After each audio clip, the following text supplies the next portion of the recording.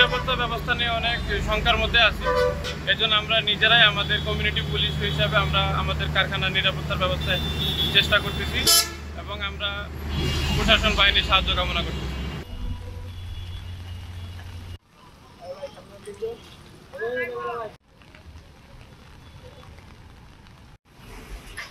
অস্থিতিশীল থাকার পরে আজকে পরিস্থিতি কিছুটা ইমপ্রুভমেন্ট লক্ষ্য করা যাচ্ছে, যেহেতু গতকাল রাত থেকে আইনশৃঙ্খলা বাহিনীর যে তাদের যে টহল জোরদার করা সহ তারা বেশ কিছু পদক্ষেপ হাতে নিয়েছে, যার দরুন আজকের যে অসন্তোষ দেখা দিয়েছিল সমগ্র জায়গাতেই আশুলিয়া এই অঞ্চলটাতে, সেটা আজকে কিছুটা স্থিতিশীল মনে হচ্ছে।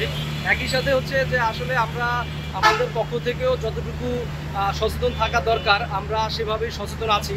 তবে হচ্ছে আমাদের মধ্যে থেকে যে সেই শঙ্কা, সেই ভীতি, সেই আশঙ্কা কোনোভাবেই যাচ্ছে না, যেহেতু হচ্ছে আশেপাশে যে কোনো সময় পরিস্থিতি আরও বেশি ফল ডাউন করতে পারে।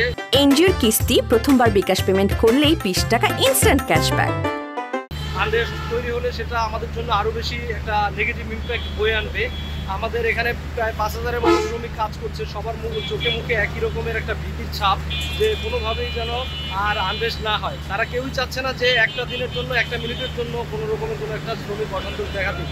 কারণ হচ্ছে এই হাজার হাজার মানুষের অর্থনীতির চাকা সচল রাখার জন্য একমাত্র আমাদের দেশের ভরসাই হচ্ছে এই আরএনজি সেক্টর। এই গার্মেন্টস সেক্টরকে আমাদের সর্বাত্মক সহযোগিতা এবং গুরুত্ব দিয়ে বাঁচিয়ে রাখতে হবে। এইটা বেঁচে থাকলে আমাদের অর্থনীতির চাকা সচল থাকবে, আমরা স্বাবলম্বী হতে পারবো, সেটাই হচ্ছে একমাত্র চাওয়া। এবং আইনশৃঙ্খলা রক্ষাকারী বাহিনীর কাছে আমাদের সর্বোচ্চ চাওয়া হচ্ছে তারা আরও বেশি পদক্ষেপের মাধ্যমে পরিস্থিতিটাকে আরও বেশি নিয়ন্ত্রণে নিবে।